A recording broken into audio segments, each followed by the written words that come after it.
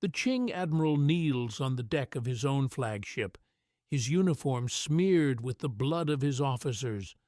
Above him stands a small Chinese woman in her early 30s, her hair pinned tight beneath a captain's headdress, a curved sword resting on one shoulder. Around them, the South China Sea is on fire. Her fleet has just crushed the Imperial squadron sent to destroy her. 63 warships sunk, burned, or captured in a single afternoon. She tells the admiral he is free to swim home. She is Qing Shi, and she commands 70,000 pirates. The Qing emperor in Beijing rules 400 million subjects. Right now, in the autumn of 1808, she has more ships at sea than he does. The Flower Boat. She was not born to power. Her birth name does not appear in any official record. She enters history simply as Shi Yang, Mistress Shi. Around 1775, she is born somewhere in the Pearl River Delta of Guangdong Province. Like many girls of poor families, she ends up on a flower boat, one of the floating brothels that line the harbor of Canton, painted bright, hung with red lanterns, packed with women available to anyone with coin. She works as a prostitute. The clients are sailors, merchants, opium smugglers, and pirates. She learns to read men in seconds. Who is dangerous? Who is rich? Who is lying about both?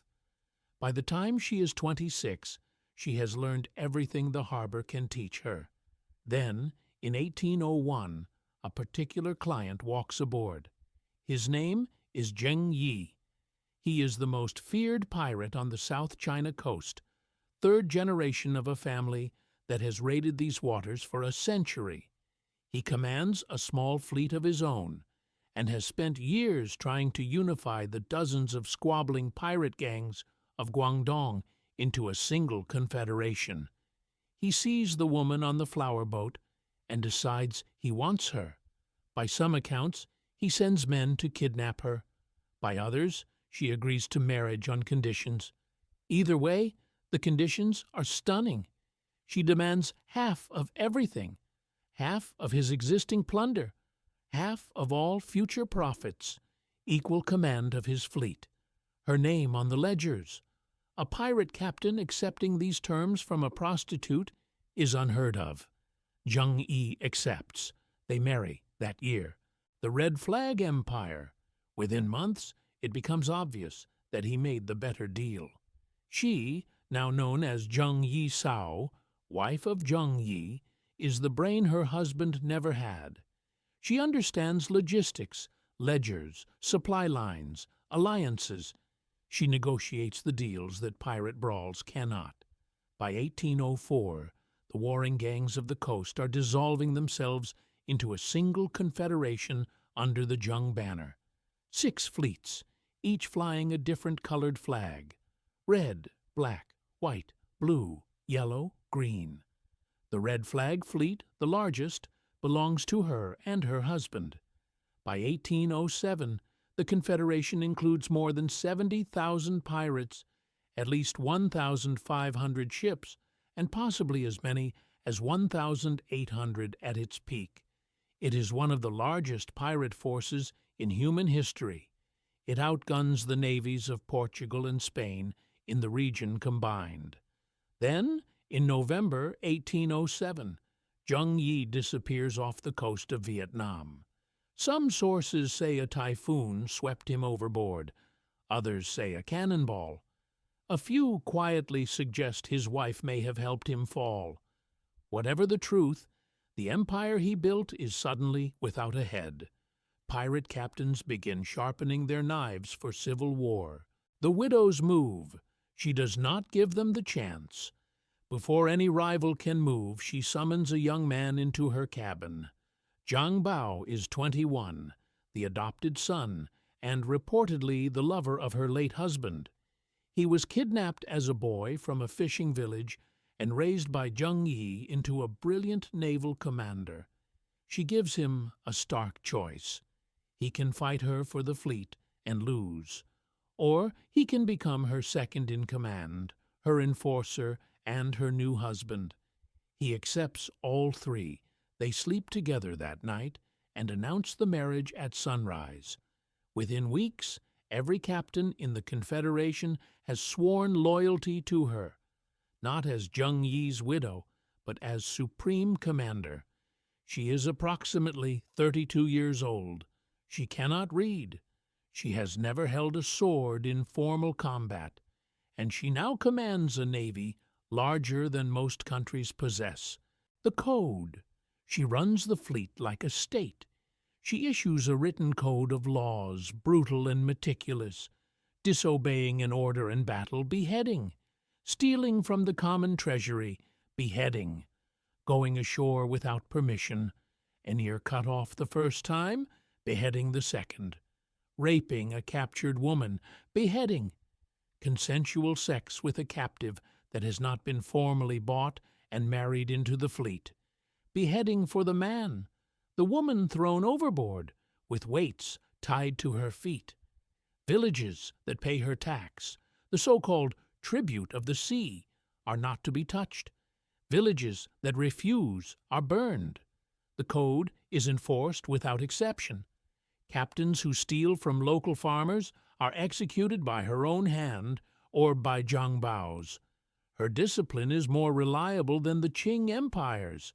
Within 2 years, she controls the entire South China coast. Merchants in Canton, Macau, and Hong Kong cannot move a cargo without her stamp. Coastal villages pay her protection money. Foreign traders, Portuguese, British, American, negotiate with her as if she were a head of state. The Qing emperor in Beijing, Jia Qing, is humiliated. He orders his fleet to destroy her. The empire fails. In 1808, the Qing send their entire Guangdong naval command against her. She crushes it. 63 imperial ships are sunk or seized in a single afternoon. The defeated admiral returns to shore and is reported to have committed suicide rather than face the emperor. The replacement does no better. In 1809, the Qing try again, this time hiring Portuguese warships from Macau as mercenaries. She engages them off the Pearl River and grinds them down for weeks. The Portuguese eventually withdraw, claiming a victory their own letters home contradict. By late 1809, the situation is so desperate that the Qing governor of Canton starts secretly opening channels to her. The emperor cannot defeat her at sea. A long blockade of the entire coast might starve her out, but it is more than the empire can sustain, and every defeat is making her bigger as imperial sailors defect to her fleet for better pay and better discipline. The governor offers amnesty. The deal. She comes to the negotiation in person. In April 1810, Qing Shi walks into the residence of the governor of Canton, flanked by 17 of her senior captains. She is unarmed, which is the most theatrical threat she could possibly make. She is so confident in her power that she strolls into the heart of the enemy capital without a sword. Her demands are extraordinary. She and every one of her pirates will receive a full pardon. They will keep their plunder. Those who wish to retire will be allowed to settle anywhere in the empire. Those who wish to keep fighting at sea will be commissioned into the Qing Navy. Pirates become admirals overnight. Zhang Bao will receive a rank of lieutenant and his own imperial squadron. She herself will keep her wealth, her name, and her freedom. The governor agrees to almost every condition.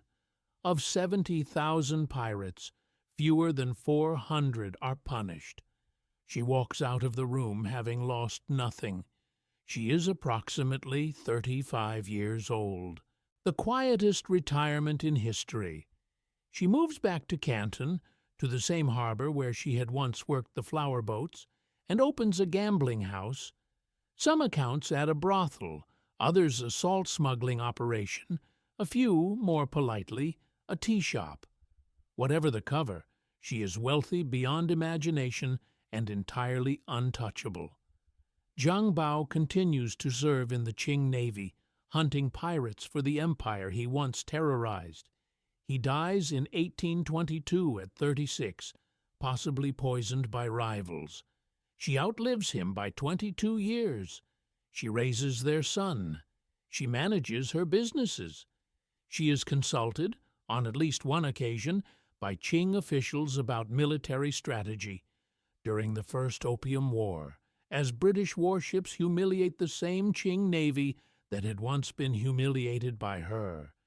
She dies in Canton in 1844, at approximately 69 years old, in her own bed, surrounded by family.